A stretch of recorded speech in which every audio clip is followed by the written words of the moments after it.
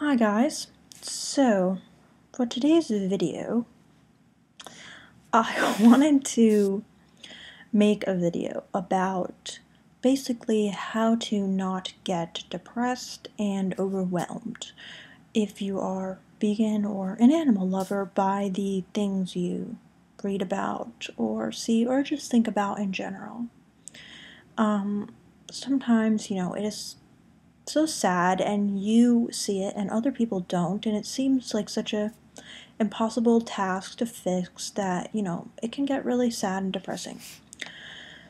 So, in an interview I did with a member of Toronto Pig Save, named Mark Spicoluk, hope I'm pronouncing that right, he gave a really good piece of advice that I thought about today as I was thinking about, I was looking at some pictures from Toronto Pig Save, and it's like -40 there, and they released some pictures today that were talking about how, the pigs were just screaming like they'd never heard before, and it's just so sad. So anyway, the piece of advice that Mark gave is, from my interview, I'll post the interview below. He actually asked Anita, the head of Toronto Pig Save, how to cope with the negative side of animal rights, and she told me to do 10 wonderful things for animals a day, and then focus on them when you go to bed each night. So that's actually a really good piece of advice. 10, that's a lot, but I don't know, try to do 10. Maybe 1 is good, but I wrote a list of 10 ideas for things you could do for animals so that you could focus on them when you go to bed at night and know that you're part of the solution and trying to do something. Okay, so number 1, be vegan. If you're watching this, you might already be vegan, but that's, most people say, the most important thing you can do. I mean, I think it's a great way to help animals, obviously. Yeah, it's kind of obvious. 2, talk to someone about veganism. Like, this is kind of something else you can do, just, if you're talking to your friends. Like, I know it can be difficult, especially for people who are not confrontational like me, but, say something about veganism. They're like, I'm going to get a hamburger tonight. Just be like, you should go vegan. Or just say something. Maybe it will cause a little spark in their mind, and will start them thinking. Number 3, this is one of my favorites, and probably one of everyone around me's least favorites. Annoyingly send a text message saying, "Go vegan!"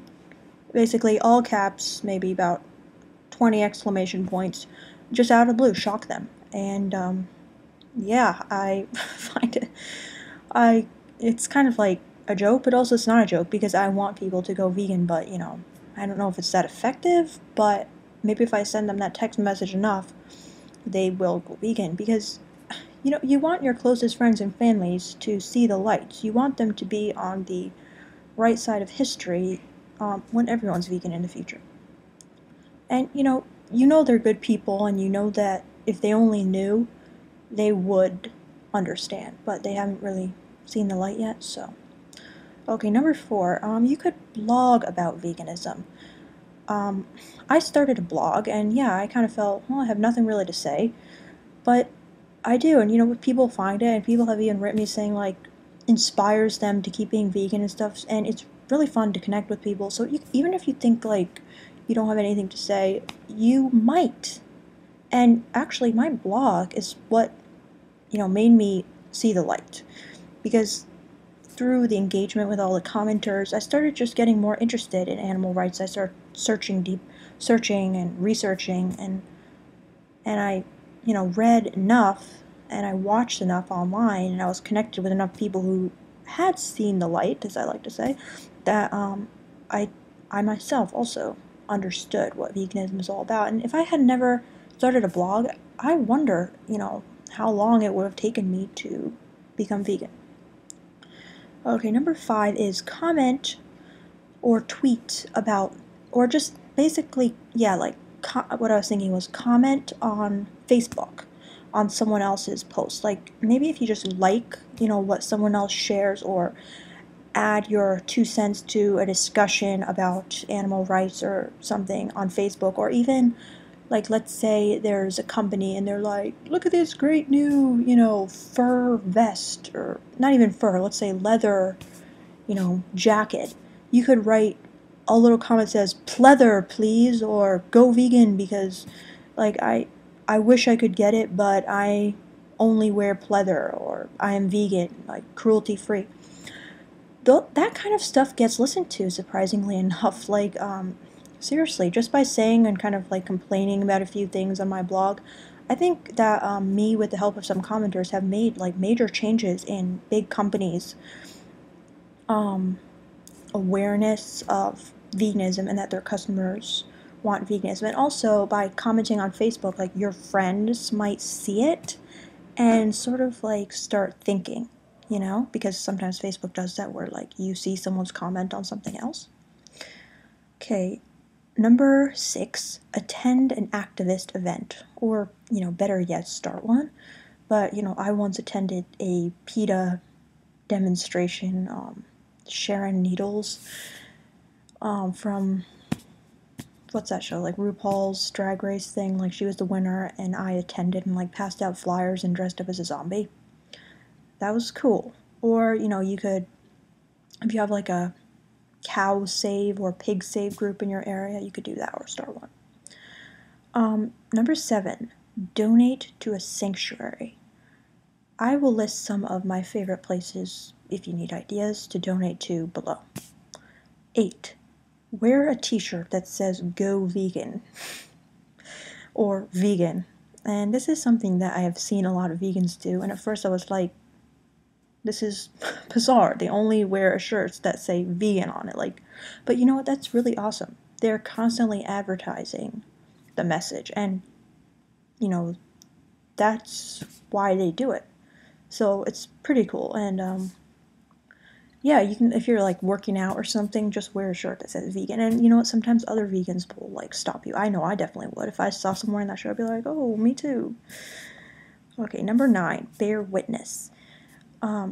What I mean by that is, well, you could actually, start a group like Toronto Pig Save or attend their meetings, but you can also watch their videos or, animal rights videos online. And I feel, well, it might not be as powerful. It basically gets across the same thing. You see, it's sort of like training for yourself, because you reaffirm your conviction that this is wrong and it needs to stop, and so you become a better animal, like, defendant. Like, if anyone asks you questions, like, people love to ask vegans and vegetarians, you can be so clear and sure about what you say to them, and everything you say will be coming straight from the heart, and you'll say it in such a powerful way because you'll have seen the truth. And just being that kind of person is definitely a way to help animals, because I know when I read things from people who are so passionate, it affects me, and I think about it in a new light. Okay, number 10, read about veganism, like read books, sort of in the same way. You can defend animals better. And number 11, little bonus one for you, is strategize another way. Just think about it. Ask yourself the questions like, how can I help animals today? And just think about that and wait for an answer to come to you. And if it does, then it will probably be a great idea. So if you do that, let me know in the comments. And I hope this helped, and if you ever need some support from a fairly supportive person, I think I'm pretty okay at being supportive, just leave me a comment and I'll try to empathize with you. Or on my blog. So let me know what you thought, and like, share, and subscribe.